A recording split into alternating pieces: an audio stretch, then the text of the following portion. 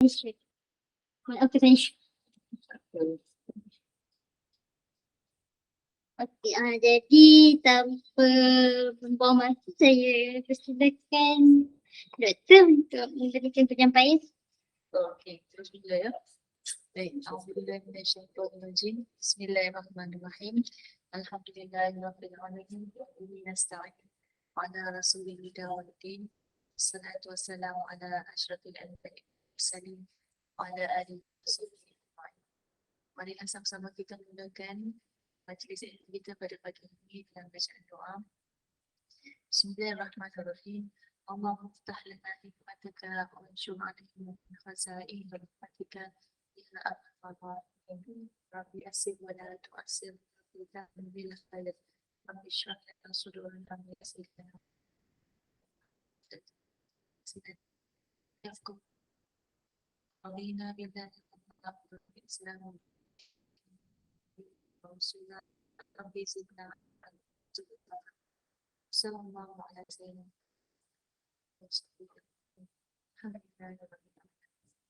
Pertamanya saya mengucapkan tahniah kepada pihak masjid Khairat pada pagi ini, kepada AJK yang bertungkus-tungkus menjalankan program kita pada hari ini.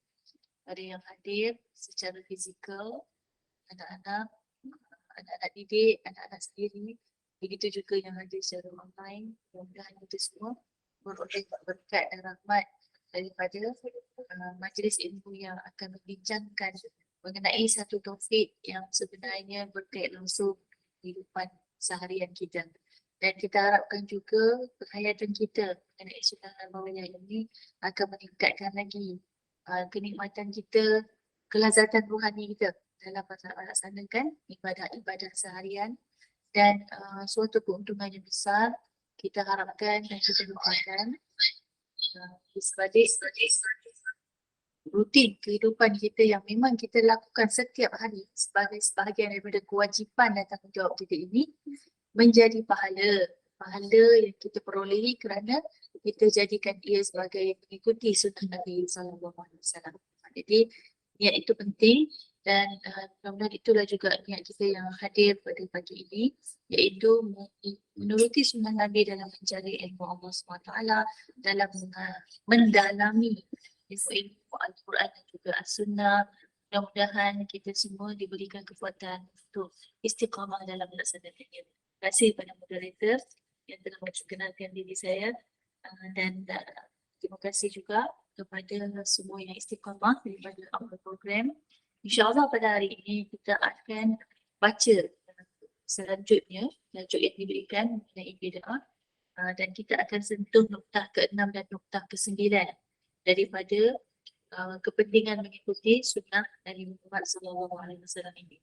Jadi buku ini memang sangat menarik, sangat praktikal, dan marilah kita niatkan mudah-mudahan mutalaah kita pada pagi ini akan membantu kita untuk lebih termotivasi untuk melakukan sunnah-sunnah yang dianjurkan.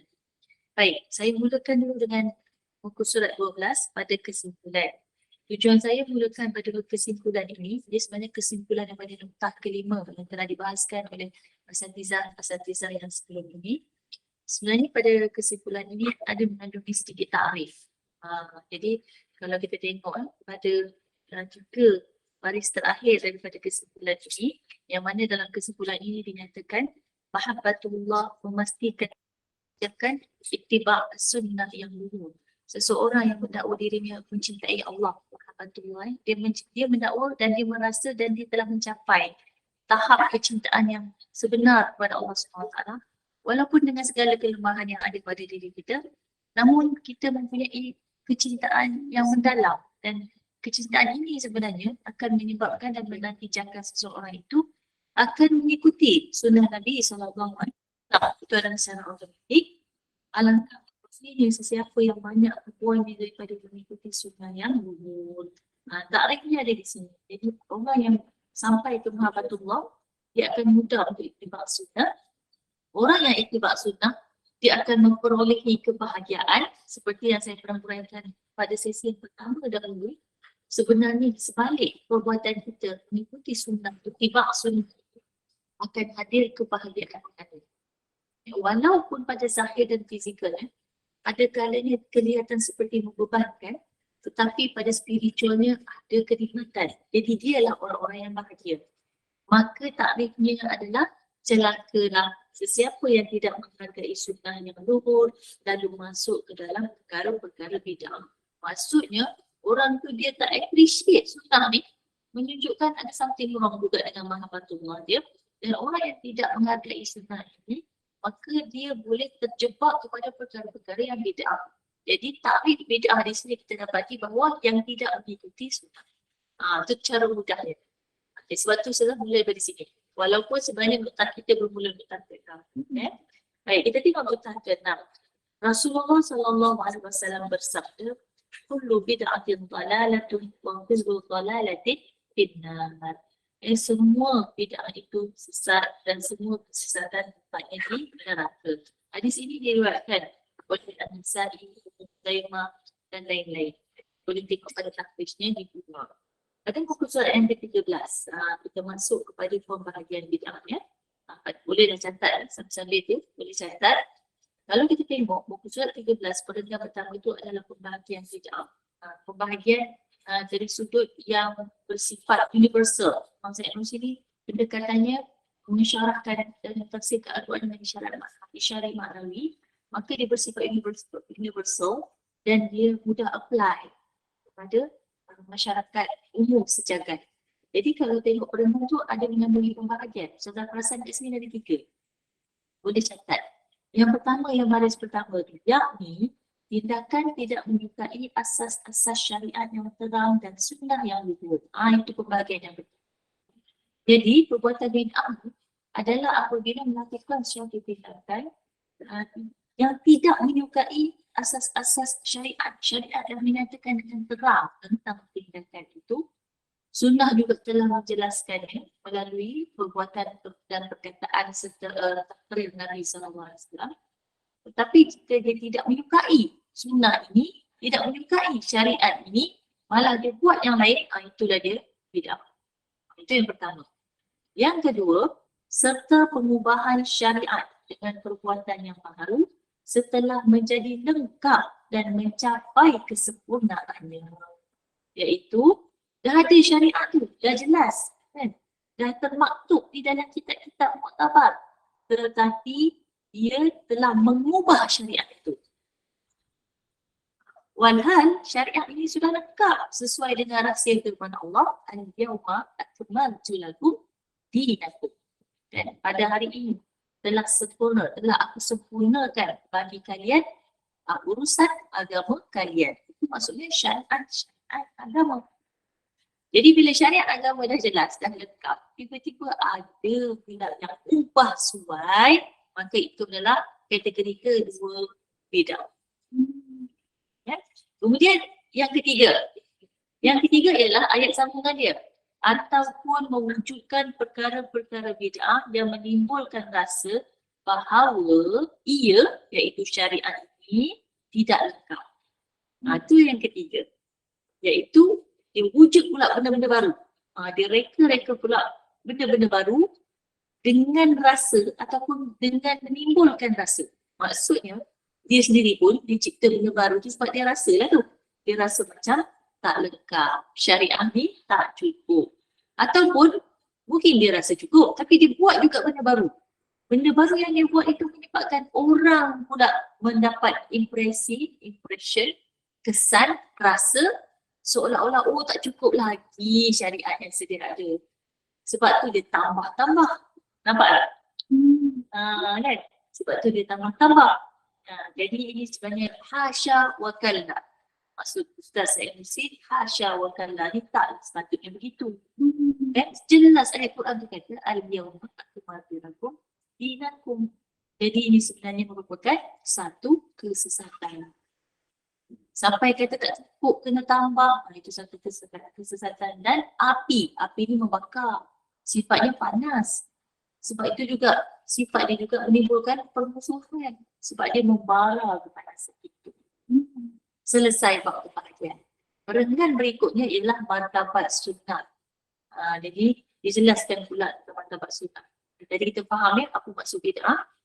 Okey. Sunnah yang luhur mempunyai martabat-martabatnya. Satu bahagiannya, yang pertama adalah wajib dan tidak boleh ditinggalkan. Perenggan ni adalah martabat utama sunnah. Iaitu sunnah yang wajib dibuat dan tak boleh ditinggalkan. Suatu perbuatan Nabi, perkataan atau takrir yang mesti dibuat, yang bagi seorang beriman tu tidak boleh ditinggalkan. Bahagian itu dijelaskan melalui perincian syariat yang terang. Maksudnya, apa dia yang kita kena buat tu, apa yang wajib dibuat tu, macam mana kita nak tahu? Perinciannya dah diterangkan dalam syariat. Yang itulah yang wajib dibuat. Jadi macam ibadah, bentuk-bentuk ibadah, kan, manasik, turutan sesuatu ibadah yang telah tetap. Jadi itulah yang disebut sebagai perincian syariat yang terang, yang tidak ada kelabuan dan kekeliruan. Jelas ada nasnya, apa yang kena dibuat, apa yang tak boleh dibuat. Jadi perkara-perkara ini, ni martabat pertama sunnah yang kita kata wajib ni, kan? Bila dia wajib, dia sebenarnya terang, jelas perinciannya, kita tak perlu risau. Sebab kita semua tahu dia wajib dan kita semua diberikan pendetalan bagaimana nak melaksanakannya. Sebab itulah perkara-perkara begini disebut sebagai muhkamat. Muhkamat ini tidak boleh ditukar ganti dari mana-mana sudut. Maknanya tak boleh adjust. Benda tu satu wajib. Bila dia wajib, dia terang, jelas, syariatnya nampak, perinciannya ada dan tak boleh tukar-tukar. Contoh macam manasik haji. Kan? Macam mana kita tahu manasik haji? Rasulullah yang buat. Kan? Khudu anni manasik aku. Rasulullah kata, tirulah aku cara melaksanakan manasik-manasik kamu. Kan? Itu kan daripada sunnah Nabi yang kita meniru perbuatan Nabi. Jelas ke tak jelas? Jelas. Jadi di sana tidak ada keraguan dan perincian itu sangat teliti. Itu yang wajib ikut. Jadi kalau Nabi haji jelas-jelas ke Makkah, Arafah, tak bolehlah kita adjust haji itu ke Gombak. Jadi sebab dah jelas syariat. Musyigal Denise, Alhamdulillah. Kemudian yang kedua, martabat sunnah yang kedua. Yang pertama tadi wajib, tidak boleh ditinggalkan. Yang kedua adalah perenggan bawahnya. Boleh tanda kat situ yang kedua, martabat kedua, iaitu jenis nafilah, jenis yang sunat. Martabat sunnah yang tahap ni itu tidak wajib, tapi dia nafilah, ya, digalakkan sunnah. Bahagian nafilah pula terbahagi kepada dua bahagian. Satu bahagiannya ialah sunnah-sunnah yang luhur, yang merujuk kepada ibadah. Jadi untuk nafilah ni dia ada dua. Yang pertama boleh tandalah A kat sebelah ni. A iaitu sunnah-sunnah luhur yang merujuk kepada ibadah atau ibadah tu. Jadi dalam ibadah ni kan memang wajib, ibadah wajib, tapi dalam wajib tu ada pula yang sunnahnya. Kan? Jadi yang sunnah nafilah ni lah yang dalam ibadah ni yang kategori pertama. Yang mana ianya semua dijelaskan dalam kitab-kitab syariat. Dah ada nampak dah. Termaktub dah. Tak payah tambah-tambah. Rasulullah buat, jadi sahabat observe, tengok, akhirnya ulama-ulama berikutnya tulis. Sampailah ke kita di hari. Contoh solat rawatib. Kesukaan. Ada ke teknik baru dalam solat rawatib? Sunat-sunat rawatib begitulah dia. Jadi jelas semuanya, ya? Dan ini termasuk dalam sunnah ibadah, manakala mengubahnya itu adalah bid'ah.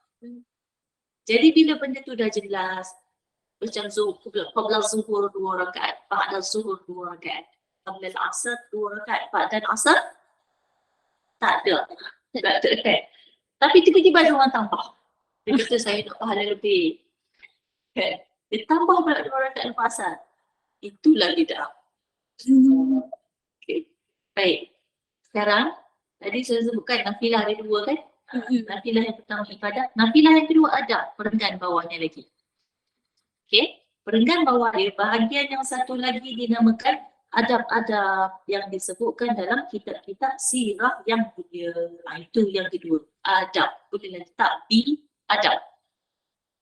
Tadi A, ibadah, perkanan tadi, bawah dia adab. Jadi, dari mana sumber-sumber adab ni? Antaranya daripada sirah. Of course, Al-Quran, hadis. Tapi, buku sirah pun banyak mengandungi elemen-elemen adab. Sebab dia dalam penceritaan proses kehidupan Nabi itu, ada elemen-elemen adab. Menyalahi adab-adab itu tidak dinamakan bid'ah. Kalau ada orang tak ikut adab Nabi, bid'ah ke tak? Contohlah, Nabi beradab, Nabi makan dengan apa? Tangan mana? Kanan. Ada orang makan pakai tangan kiri. Bid'ah ke tak?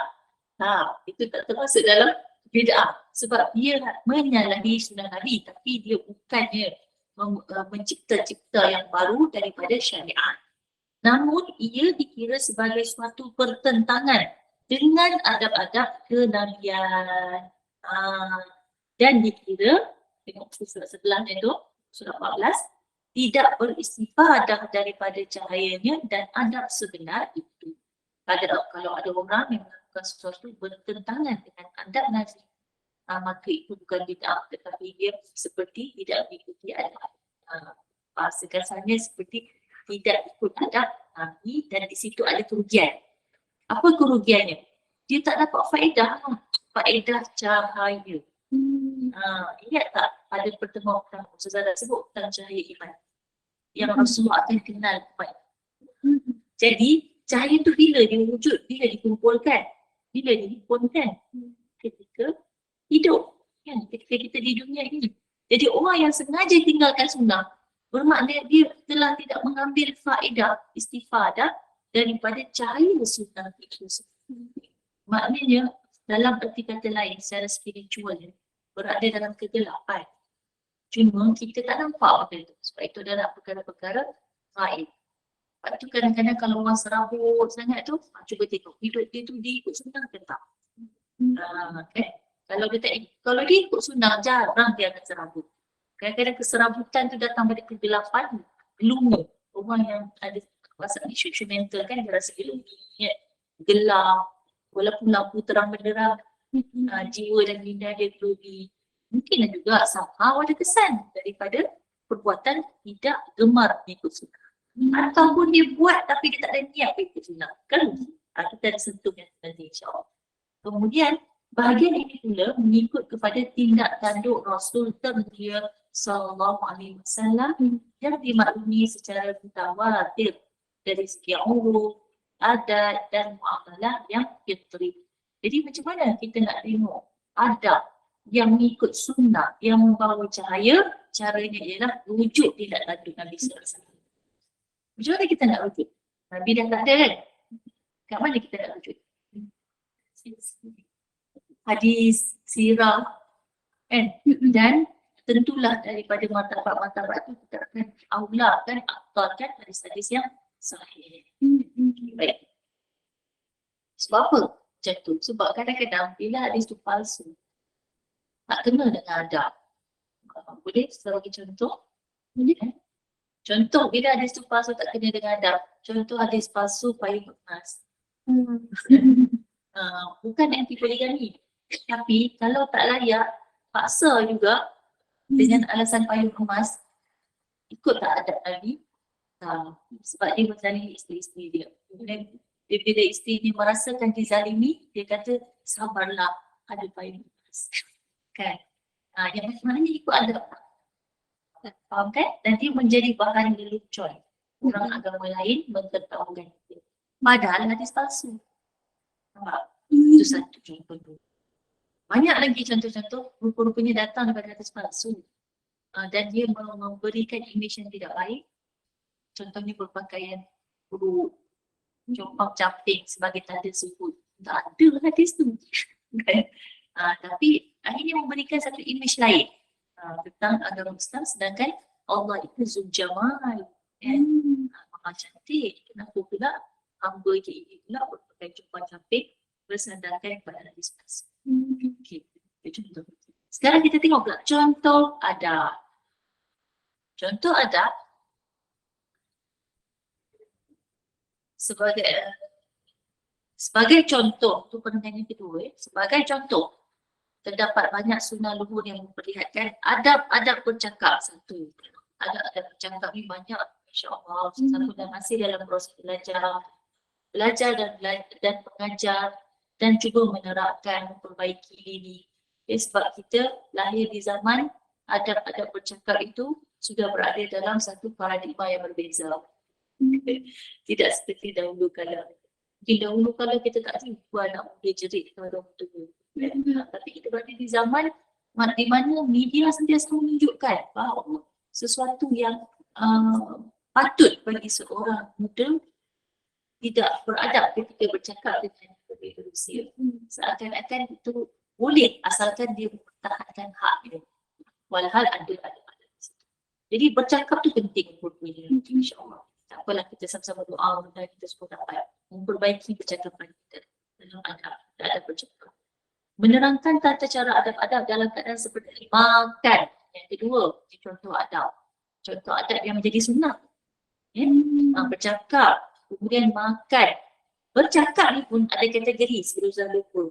Setiap kita tidak boleh menggunakan satu kali ukur untuk mengeneraliskan itu sebagai adab, satu label bercakap yang sunnah. Kerana Nabi sendiri ada situasi-situasi berbeza ketika bercakap.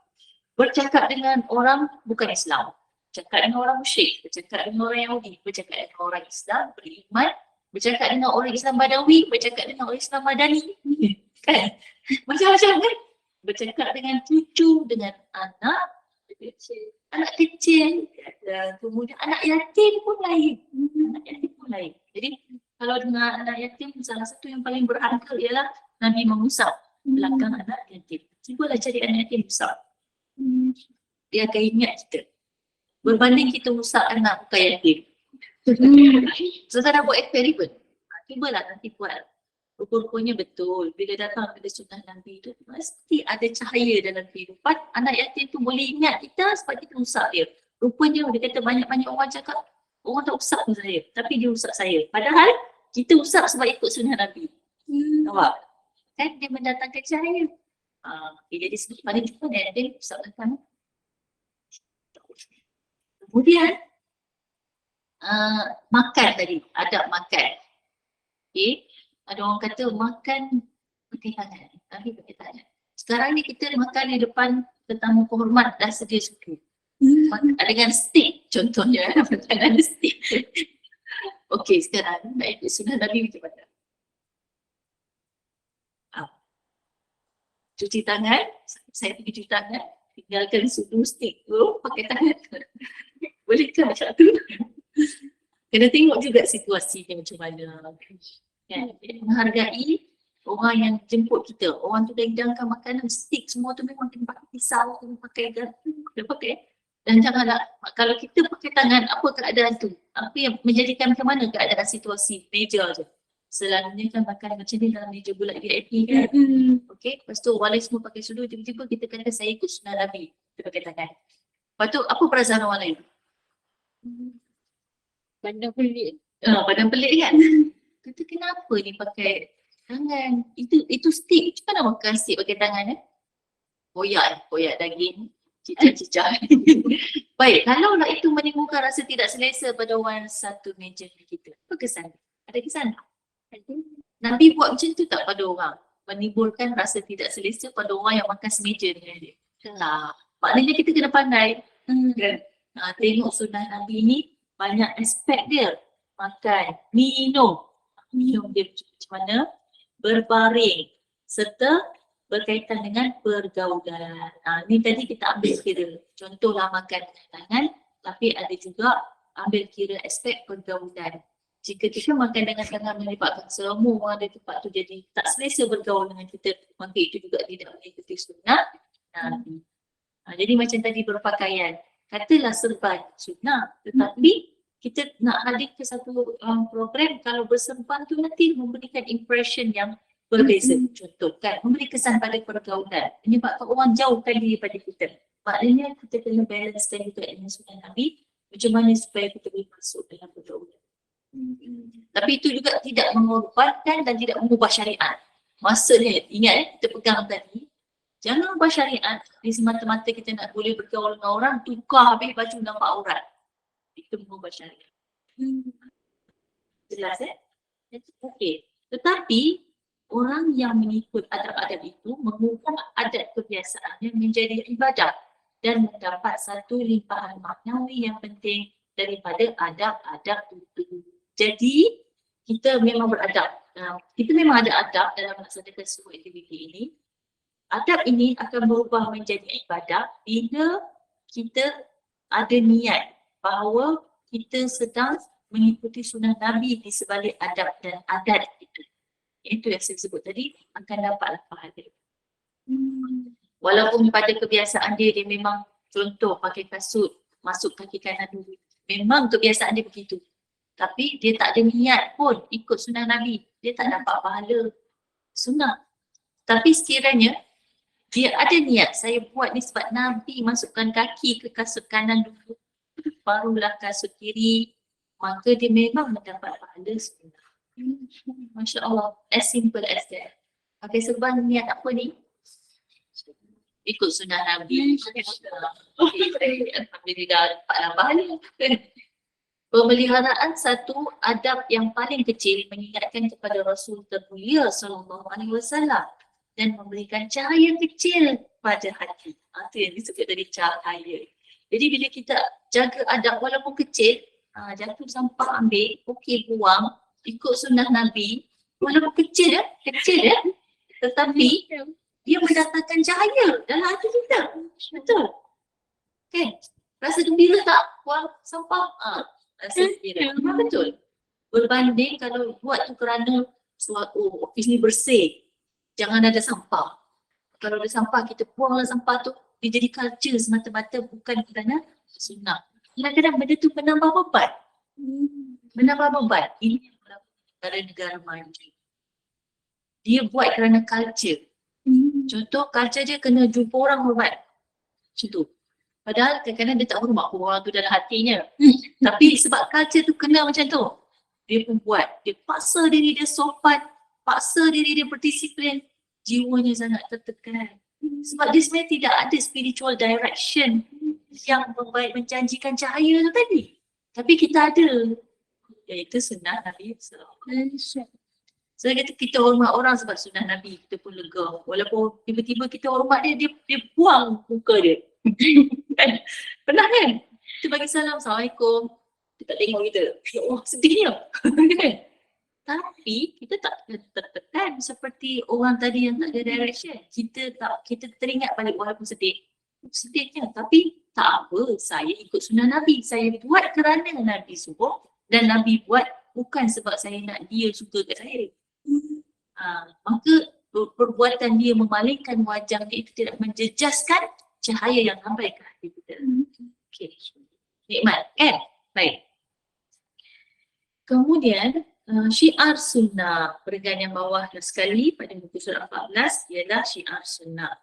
Jadi antara syiar sunnah ialah sunnah luhur yang paling penting yang bergantung dengan syiar merupakan tanda-tanda keislaman. Syiar ni maknanya satu perbuatan yang dibuat secara terbuka, secara contohnya beramai-ramai dan ianya menunjukkan tanda-tanda keislaman.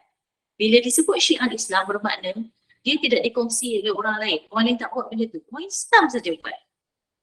Jadi ini juga merupakan satu sunnah. Bila kita buat dengan niat, saya buat ini syiar Islam, kita dapat pahala. Kan? Kita dapat pahala. Contoh mudah, azan ketika musibah. Tak wajib kan? Tak wajib. Tetapi bila ada kebakaran, sunnah Nabi kata azan. Azan kan buat. Maknanya syiar. Orang semua nampak, orang semua dengar. Jadi bila dia melakukan perbuatan itu sebagai mengikuti syiar Islam, dia dapat pahala. Dapat pahala sunnah kerana dia telah pun melakukan satu syiar Islam. Begitu juga bismillah, membaca bismillah. Kadang-kadang dalam kapal terbang nak makan, orang kanan kiri bukan Islam. Tiba-tiba kita bismillahirrahmanirrahim. Boleh ke boleh tak boleh? Boleh. Boleh kan? Sebenarnya kita sedang mensyiarkan Islam. Orang tu pun jadi tahu, oh ni this is Muslim. This is a Muslim. Dapat pahala. Jadi Yang berikutnya ialah puasa di hari kebesaran Islam. Jadi bila contohlah pergi belajar, pergi kerja dengan orang non-Muslim ke, tiba-tiba kita puasa. Lepas tu dia tanya, puasa apa bukan Ramadan? Kan, kita jawab, saya puasa hari Arafah. Kan kita mensyiarkan Islam. Itu tu. Syiar satu bentuk sunnah juga. Okay.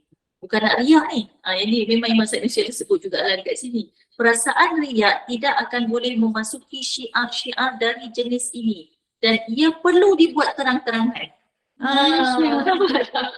Okay. Walau ia dari jenis nafilah sekalipun, ia adalah lebih utama berbanding dengan fardu peribadi. Jadi buatlah dengan terbuka. Berbanding puasa senyap-senyap, puasa apa tu? Adalah konon-konon nak tak nak riak. Tak boleh, dia kena syiarkan. Tak apa, orang dah tahu kita puasa, kita syiarkan lah, ya saya puasa sebenarnya. Tapi kalau orang tak tahu, tak payahlah buat announcement. Cuma kalau orang tahu, orang tanya, barulah kita syiarkan. Begitu juga menyembelih korban. Jadi menyembelih korban ni pun satu bentuk syiar. Tak perlulah sembunyi-sembunyi. Kan, kita tunjukkan kita sembelih korban. Tapi jangan pula viralkan video yang kelakar-kelakar tetapi menyentuh sensitiviti orang. Faham yang tu ya? Sebab itu tak termasuk dalam syiar.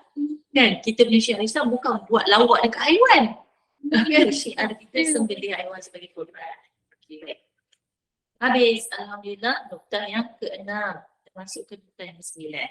Surat 20.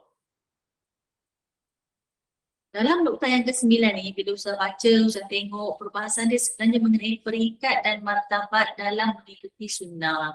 Ini pun bagus juga untuk diri kita supaya kita boleh reflect. Macam mana kita nak ikut sunnah by levels ya, dan mengikut peringkat-peringkatnya. Nukta ke-9, tengok ayat pertama sebenarnya itu adalah level pertama. Ayat pertama tu mengikuti setiap jenis sunnah yang luhur secara sempurna dan praktikal hanyalah menjadi mudah kepada golongan akhasul ahwas. Akhasul khawas. Okay. Akhas al-khawas ataupun akhasul khawas. Yang ini level pertama. Memang betul kalau orang yang dah sampai ke tahap akhasul khawas, khusus lagi khusus. Yang paling khusus di antara orang-orang yang khusus. Masya Allah. Masya Allah. Kita masuk kah? Saya sadar. Saya apa tengah struggle lagi. Jadi tapi levelnya memang ada. Ada orang macam ni, dia boleh buat sunnah in every aspect of his life. Kan, Masya Allah. Tak tahu, mungkin Masa Emosi salah seorangnya. Kalau berdasarkan yang kita baca, kita kenal kan. Dan mungkin ada orang-orang macam ni, tapi ialah bukan mudah untuk kehidupan. Orang macam ni tak ada masalah. Semua kehidupan seharian dia memang dia praktikkan sunnah. Bagi dia mudah je nak praktikkan. Okay. Itu level pertama. Tak apalah, jangan risau. Kita tengoklah level berikutnya yang sesuai dengan kita. Yang kedua, ni level kedua. Boleh tanda lah, sampai tanda juga. Walaupun tidak benar-benar secara praktikal sekalipun, mengingininya dengan niat. Ni level kedua lah ni. Dia tak dapatlah 100% ikut sunnah. Tapi dia teringin nak buat semua. Kan? Macam kita lah, kita teringin. Kan? Kemudian ada niat. Tu kena ada niat. Jangan teringin tapi tak ada niat. Niat kena ada. Kemudian tujuan. Tujuan yang kena jelas. Saya memang nak ikut sunnah Nabi. Sebab saya ni umat Nabi Muhammad. Dan saya mencintai Allah, saya cinta Nabi Muhammad. Ikun tutuhibun Allah, fattabi'uni, yuhbibkumullah. Kan? Jelas. Tujuannya jelas. Menyokong. 3. Sokong benda-benda sunnah ni. Kan? Jangan pula benda tu sunnah kita lawan. Dan yang dan beriltizam, iaitu juga istiqamah mengikuti sunnah. Yang ini boleh dilakukan oleh semua orang. Ini kan level kita insyaAllah. Kan? Kita cuba sekadar yang mampu. Sememangnya terdapat paksaan untuk mengikut bahagian-bahagian yang fardu dan wajib. Sudah tengok ini level ketiga. Ada orang dia nak tapi jadi kena paksa. Okay. Jadi tak apa, memang wujud pun. Paksaan tu memang wujud. Untuk especially untuk ikut bahagian yang fardu dan wajib. Sebab kadang-kadang orang ni walaupun fardu wajib dia tahu, kalau tak dipaksa dia tak buat. Ada kan? Ada solat, lagi apa? Menunaikan haji. Kalau duit dah banyak tapi lagi tak dipaksa, lagi dia tak pergi pun. Nak dia jalan keliling dunia yang lain dulu. Jadi memang ada orang macam ni di level ketiga. Level ketiga. Yang keempat, walaupun meninggalkan sunnah luhur yang dari jenis mustahab dan ubudiyah tidak merupakan dosa sekalipun, kita tak nafikan sunnah ni kalau ditinggal bukan dosa. Mustahab ni kan benda yang baik kan. Dalam ubudiyah iaitu dalam ibadah, solat sunat, puasa sunat, itu semua memang benda sunnah, baik tapi tidak wajib. Jadi kalau tinggal memang tak dosa, betul. Namun terdapat kehilangan baginya pahala yang besar. Kadang manusia ni dia kata tak wajib, biarlah. Dia gitu kan, dia ada tendensi gitu kan. Tapi kita ingatkan dia, ada kehilangan pahala yang besar. Jangan pandang kecil. Kadang-kadang satu masalah lagi dia pandang ala sunnah je pahala kecil. Gitu kan. Sebenarnya pahalanya besar. Ingat tak dalam pertemuan kita dulu disebut sunnah di akhir zaman ni seperti matahari yang menerang. Sebab susah nak buat. Bila susah, pahalanya besar. Semakin susah, semakin besarlah pahalanya. Dan ada dalil-dalil yang menunjukkan macam tu. Contoh kalau orang pergi masjid. Pergi masjid solat Jumaat awal, pahala besar utang. Sebab apa? Susah kan nak pergi awal? Susah. Pagi-pagi patut boleh tidur je. Tapi pergi juga awal tak susah. Dan besar lembu, dan macam besar kambing. Lala besar ayam. Pahala-pahala datang solat Jumaat. Pahala pergi masjid. Ada hadisnya juga. Yang jalan kaki, jaraknya jauh, lebih banyak pahala berbanding orang yang duduk sebelah masjid. Jalan sikit sampai masjid. Nampak kan? Jadi pahala tu berbeza mengikut kesusahan. Jadi di situ paksalah.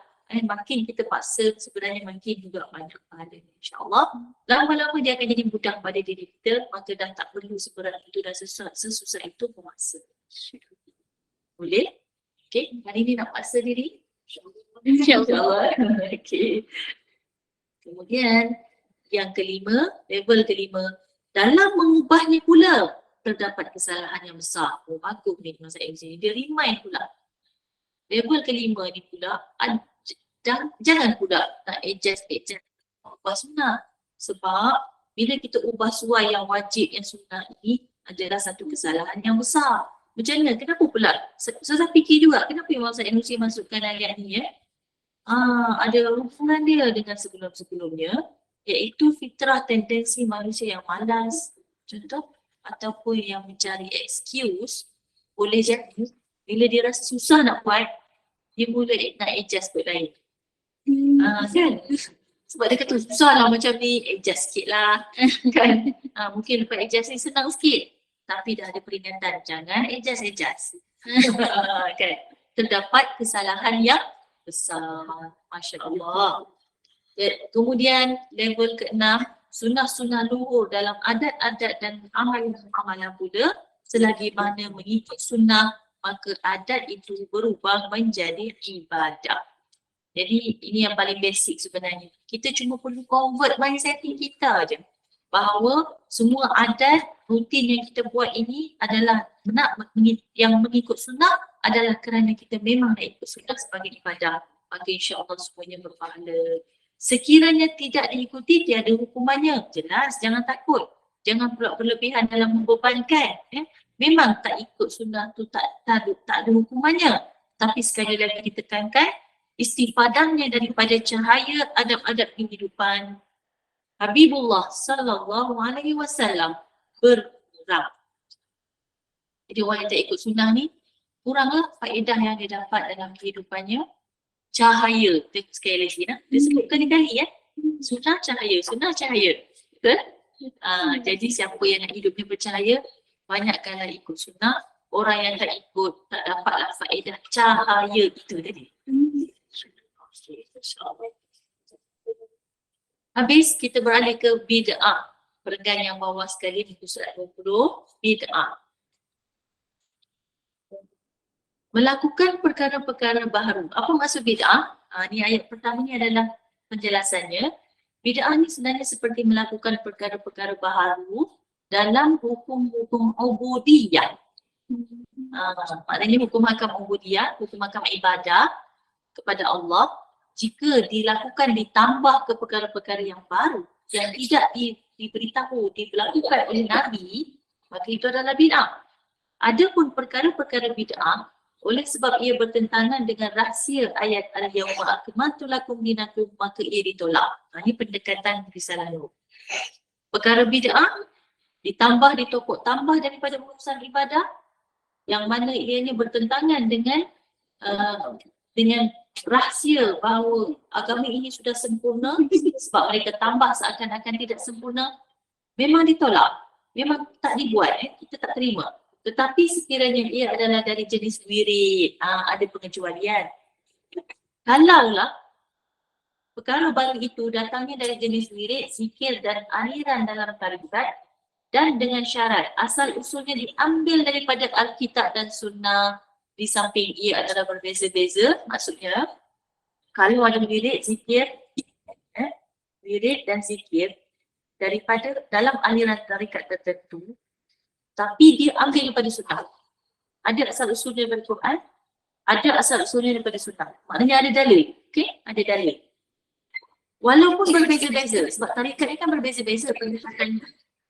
Tapi dalam perbezaan tarikat-tarikat itu tentu ada juga konten-konten doa yang sama. Sebab bila doa dirujuk daripada kitab dan Sunnah, maka dia mempunyai asas. Apabila di samping ia adalah berbeza-beza dengan syarat tidak bercanggah dengan usul yang tetap dan asas-asas sunnah yang luhur. Jadi kena ada dalil dan tidak juga perbuatan dan perkara itu bertentangan dengan asas-asas sunnah yang luhur, maka itu semua bukanlah bid'ah sebab dia ada asas dia. Dia ada rujukan, dia ada dalil. Tetapi ada juga satu kelompok ahli ilmu memasukkan satu bahagian daripada itu semua ke dalam bid'ah, namun menamakannya bid'ah hasanah. Ada juga golongan orang ulama yang kata apa sahaja penambahan dalam zikir wirid, ya, walaupun ada asas daripada Quran Sunnah, ia tetap disebut sebagai bid'ah sebab dia tambahan baru yang Nabi tak ajar. Tetapi disebut sebagai bid'ah hasanah. Sebab ada asas, ya. Tapi jangan samakan dengan yang tak ada asas. Kalau yang tak ada asas langsung daripada Quran, tak ada, daripada Sunnah tak ada, tapi dibuat, maka yang itu ada perbahasan lain. Okay, baik. Jadi kisah cahaya ni adalah diriwayatkan juga oleh orang soleh tentang cahaya, bagaimana dia pernah ternampak ada doa-doa zikir-zikir. Sekarang ni kan macam-macam doa, macam-macam zikir. Yang mana ada doa-doa tu tak ada asal-usul daripada Quran, tak ada asal-usul daripada Sunnah. Okay, dia nampaklah tulisan doa-doa tu. Kemudian ada pula doa-doa yang diambil daripada Quran dan Sunnah. Orang soleh ni ternampak doa, walaupun semuanya baik ni, semua baik, tapi dia ternampak zikir doa wirid yang daripada Quran Sunnah ni bercahaya, cahaya dia lebih lagi. Sedangkan yang tak ada ni, tak nampak cahaya ni macam ada tapi dia malas. Masya Allah kan? Jadi eloklah kita ambil daripada Quran dan Sunnah. Jadi kalau tengok kita ada buku aurat kat sini kan, yang belakang ni, dia terang ambil satu kata. Ya, ni buku aurat yang belakang Ustazah ni, dalam kamera ni kan. Bila dibuka, dibaca, kita tengok memang banyak ayat-ayat Quran. Memang daripada Al-Quran itu yang Imam Zainusi susunkan. Jadi, subhanallah, memang betul apa yang direct daripada asas-asas yang ada dalam Quran dan Sunnah. Terima kasih. Ya. Apa yang direct asas, ni kan ayat-ayat Quran, sambungan-sambungan ayat Quran, hadis-hadis, ni ada dijual di sini. Terpromosi pula, tak apa kan? Bolehlah amalkan. Ya, dia kadang-kadang kalau kita nak bawa musafir, nak bawa Quran kadang berat kan? Dan ni dah ada doa dia sekali. Jadi ada Quran, beberapa surah dengan doa-doa. Bolehlah bawa musafir jarak jauh sambil kita baca. Memang Ustazah ada di dalam kereta, letak kat dashboard. Jadi senang nak baca sebab rasa bercahaya kerana direct pada Al-Quran. Okay? Alhamdulillah. Berapa harga dia? Tak apa, dia tengok online. RM11 je. Murah je. Buku ni Anwarul Haqa'iq An-Nuriyah. Ni satu contoh. Okay, baik. Ya. Tetapi satu kelompok ahli ilmu, okey dah. Jadi akhirnya ni ada satu doa. Satu doa sebelum orang tanya Ustazah macam mana nak istiqamah. Bagus dah yang Ustaz Indonesia dah fokus doa dia. Masya. Okay. Allahumma rzuqna tiba'as sunnati saniyah. Amin. Allahumma rzuqna wa ya Allah ya Tuhan kami. Urzuqna, berilah rezeki kepada kami. Ittiba'as sunnah, untuk mengikuti sunnah as-saniyah. Itu sunnah saniyah. Amin. Okay, doa ni di dalam sendirilah untuk masa FC. Nak cakap bahasa Melayu pun tak apa. Ya Allah, berikanlah rezeki dalam aku kan kemampuan untuk mengikuti sunnah Nabi. Ni ada doa yang daripada Al-Quran sendiri, surah Al-Imran. Rabbana amanna bima anzalta wattaba'na rasula faktubna ma'asyahidin. Surah 22. Rabbana amanna, wahai Tuhan kami telah beriman kepada apa yang telah Engkau turunkan. Wattaba'na rasula, dan kami mengikuti Rasul-Mu. Faktubna, oleh itu tuliskanlah kami ma'asyahidin, beserta orang-orang yang menjadi saksi. Alhamdulillah. Jadi demikianlah nuktah terakhir untuk hari ini. Ke-6 dan ke-9 mengenai bid'ah, dan alhamdulillah mudah-mudahan dengan memahami bid'ah ini memberikan kita motivasi untuk berpegang teguh pada sunnah Nabi SAW dan untuk memudahkan, meringankan tubuh badan kita dalam melaksanakan amal ibadah yang berasaskan sunnah Nabi SAW. Itu saja daripada saya. Cukup sekejap. Alhamdulillah, terima kasih diucapkan kepada Ustazah di atas bahagian yang sangat bermanfaat sebentar tadi. Okey, jadi sekarang kita buka sesi Q&A selama 10 minit. Jadi sekiranya ada yang nak bertanya boleh mengajukan sebarang persoalan.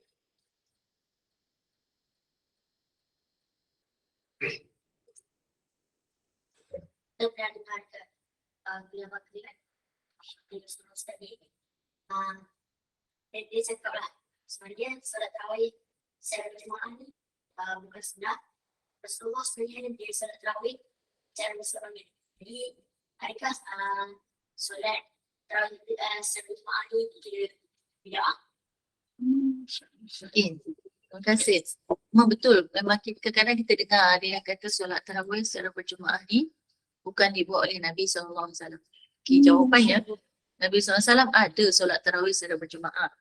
Tapi memang tidak tiap-tiap hari dan bahkan kebanyakannya memang tak dibuat secara berjemaah. Tetapi apabila berlaku satu zaman nak menghimpun dan menyatukan umat untuk melaksanakan satu sunnah, adalah satu keperluan untuk diajak berjemaah dan dia mendapat sambutan. Kalau dibuat secara individu pun tak ada masalah, tetapi oleh sebab tidak ada larangan Nabi untuk tidak berjemaah. Betul tak? Tadi kita sebutkan sini kan, melakukan sesuatu yang tidak orang kata berlawanan dengan sunnah, bukanlah dosa, taklah dosa. Dan itu diiktiraf sendiri oleh Umar Ibn Khattab. Umar Ibn Khattab ketika menjadi khalifah, beliau sendiri mengiktiraf nikmatul bid'atu hadhihi. Sebaik-baik atau senikmat-nikmat bid'ah adalah ini dia, solat tarawih berjemaah di masjid. Jadi Umar taklah cipta sesuatu yang baru. Dia kata sekarang saya menganggap solat atau saya mengumumkan solat tarawih di masjid itu adalah sunnah. Tak. Kan? Dia tak sebut. Umar tahu benda tu memang baru. Benda yang baru diperkenalkan. Dan Umar iktiraf inilah senikmat-nikmat benda bid'ah yang diperkenalkan. Kerana itu ada maslahat, ya, ada maslahat. Maslahat ni ada yang tadi ada yang qat'i, ada yang muruna, ada yang mesti begitu-gitulah dia. Tak boleh ubah, tak boleh adjust. Sebab halal atau haram, muhkamat. Tapi yang ini kan dia berkaitan dengan satu yang sunnah. Tarawih ni itu pun bukan yang wajib. Kan? Solat tarawih itu bukan wajib. Dan Nabi sendiri sebut bila Nabi tak datang masjid untuk tarawih, sahabat tertanya-tanya, kenapa tak datang? Sebelum ni Nabi datang. Nabi kata saya solat sendiri di rumah supaya umat tidak menyangka solat ini wajib berjemaah. Jadi kita pun kalau ada ya, benda ni rasa penting lah sebenarnya. Dulu masa muda-muda tak nampak lagi kenapa. Tapi bila dah ada anak ramai, ada baby pula kan. Kadang-kadang ada baby yang jenis, yelah kadang-kadang jenis meragam kalau kita bawa pergi solat. Jenis ya tak sama, anak ni tak sama, anak besar 6. Jadi ada yang pattern dia mudah dibawa ke masjid dan tak buat bising. Ada juga yang bila dibawa ke masjid dia menimbulkan kebisingan. jadi yang mana lebih penting? Menjaga keamanan masjid ke? Atau memuaskan jiwa kita bawa anak-anak kita ke masjid untuk solat tarawih berjemaah walaupun anak kita membuat kebisingan di masjid. Anak tak ada yang buat kebisingan tu. Tapi ada yang jenis mempunyai magnet yang yang boleh terpesona dengan kawan-kawan. Ada yang memang kadang-kadang yang jenis buat bising ada. Ada anak saya yang ada magnet untuk ikut. Tapi ada juga yang tak ada magnet langsung. Dia orang buat bising macam mana pun dia tak peduli. Ada juga. Jadi kita kena tengok juga kita sebagai ibu apa takkan anak kita menyumbang ke arah kebisingan di masjid. Sebab masjid kita ni binaan dia tak sama dengan Turki. Itu susah perhatikan. Orang selalu sebut Turki meraikan kanak-kanak kan. So selalu kan timbalan pengarah masjid. Kami pun terpaksa kawal kebisingan kanak-kanak. Sebab bising tu sampai memang mengganggu jemaah kami. Kami juga yang terima komplain. Kan? So kita nak kawal sedangkan kanak-kanak nak ke masjid. Lepas tu adalah yang keluarkan artikel Masjid Osmania di Turki meraihkan kanak-kanak. Macam-macam lah. Jadi kita ni tak meraihkan kanak-kanak. Akhirnya bila Ustaz pergi Turki, Ustaz tengok macam mana masjid ni boleh meraihkan kanak-kanak. Masjid kita tak boleh. Bila Ustaz tengok lain, binaan dia dah lain. Binaan dia mana ada bising. Walaupun bercakap. Kan? Dia tak geger satu masjid. Bunyi dia tu macam ada ekor-ekor yang terkawal. Siapa suara yang akan menguasai seluruh masjid? So, imam yang naik atas mimbar tu. Suara dia seorang tu nanti boleh satu masjid walaupun tanpa sokongan mikrofon. Nampak tak? Itu binaan arkitektur yang hebat. Yelah, arkitek dia pun jenis yang dekat dengan Allah. Ikut sunnah Rasulullah. Siapa namanya? Sinan. Siapa? Memang Sinan. Bukan arkitek sembarangan tu. Kan? Siap. Mimpi jumpa Nabi lagi. Kan? Nah, maksudnya nak bina masjid tu sampai di-guide oleh Nabi sendiri. Sebab tu pattern yang nak sama je seluruh negara Osmania. Bukan di Turki saja. Pergi Mesir pun jumpa pattern yang sama. Pergi Bosnia pun jumpa pattern yang sama. Sebuah masjid yang meraihkan semua golongan. Warga emas, kanak-kanak. Kita dah advance lama dah. Kan? Jadi kanak-kanak bolehlah bising-bising nak lari-lari setakat jerit sikit-sikit kat belakang tu. Dia tak efek pun kat depan. Suara dia, echo dia, sistem dia. Okay? Jadi daripada situ kita tengok keutamaan kita mengikut sunnah. Baliklah kepada tarawih tadi. Itulah dia. Ya? Kita jawab ya? Boleh? Jawab tak soalan? Ya, ada soalan lain? Okay.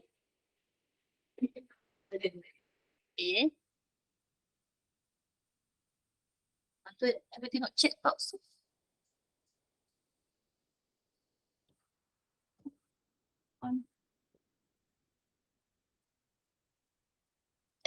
Okey, jelas. Okay, Alhamdulillah. Okay. Jadi jika tiada sebarang persoalan lagi, bolehlah kita tangguhkan majlis kita dari ini dengan tasbih kafarah dan surah Al-As.